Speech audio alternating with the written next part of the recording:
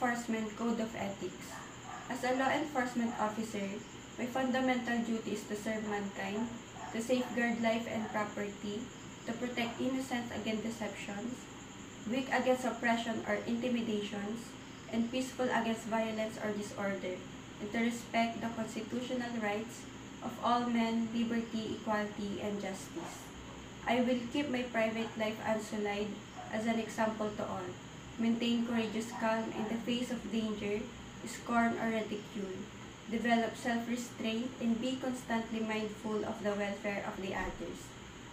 Honest and tough indeed in both my personal and official life. I will be exemplary in obeying the laws of the land and regulations of my organizations.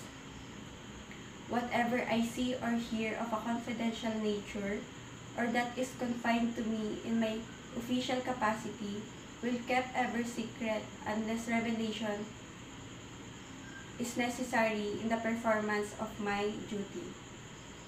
I will never act officiously or permit personal feelings, prejudices, animosities, or friendship to influence my decisions, with no compromise for crime and with relentless or favor, malice or ill will, never employing unnecessary force or violence, and never accepting gratuities in return.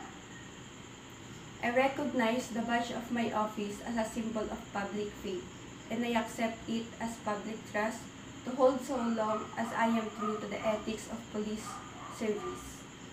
I will never engage in acts of corruption or bribery, nor will condone such acts by other police officers. I will cooperate with all legally authorized agencies and their representatives in the pursuit of justice. I know that I alone responsible for my own standards of professional performance and will take every reasonable opportunity to enhance and improve my level of knowledge and competence. I will constantly strive to achieve these objectives and ideals, dedicating myself before God to my chosen profession, law enforcement.